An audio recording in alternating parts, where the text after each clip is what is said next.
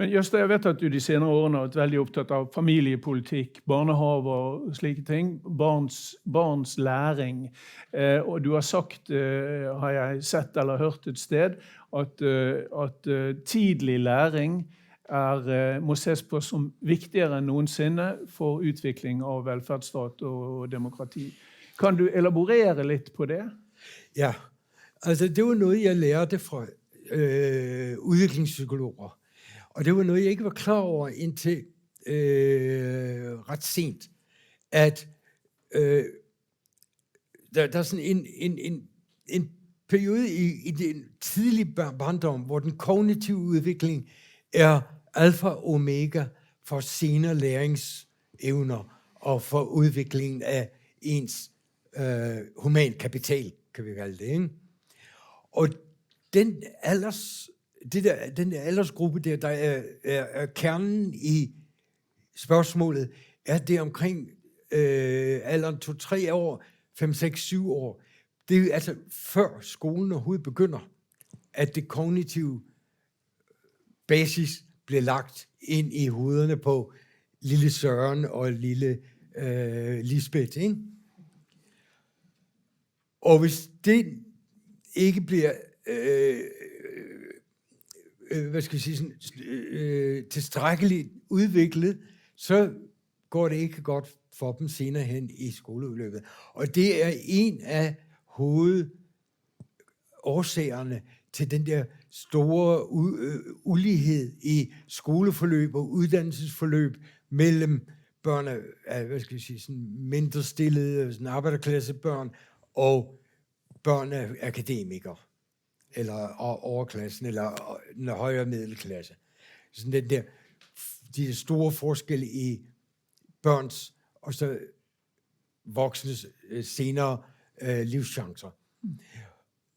Hvis desto mere vi investerer med tidligt i barndommen, ikke bare i en børnehave, men i en pædagogisk type børnehave, der retter op på de der forskelle i kognitiv stimulans, som normalt kommer fortrinsvis fra forældrene, men som er meget uligt på grund af, at nogle forældre pumper meget mere kognitiv stimulans ind i børnene end andre forældre.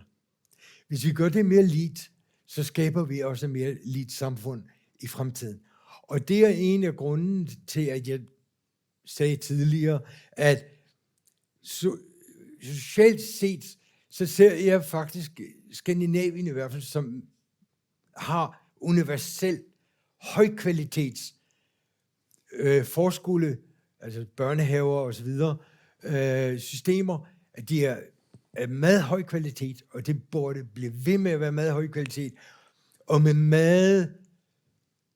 meget få børn per pædagogisk personale, og det er det, der er vigtigt, fordi hvis der er for mange børn per personale, så har personalet ikke mulighederne for at stimulere de børn, som har mest brug for stimuleringen. Og det har jeg set for mine egne børn, som de gik i en spansk børnehave, hvor der var 25 børn for én pædagog. Og den pædagog kan umuligt tage sig af de børn, som har mest behov for at blive stimuleret og hjælpe kognitivt at blive udviklet. Og det er derfor... Hvor mange børn er det per pædagog i en dansk børnehave? Under alder 3 er det 3 børn, maksimalt 4 per pædagog. Alder 3-6 er det 5-6 børn per pædagog. Og 25, for det er universitetsuddannede pædagoger. Og 25 i Spanien. 25 i Spanien.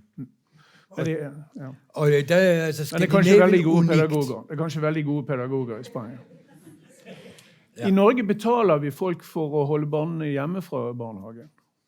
Ja, og det mener jeg er en fuldstændig fejlslået politik. Fordi hvad er det for nogle forældre, der tager imod pengene, og så tager sig af børnene? Det er forholdsvis nok indvandrermødre, og det er lavt uddannede.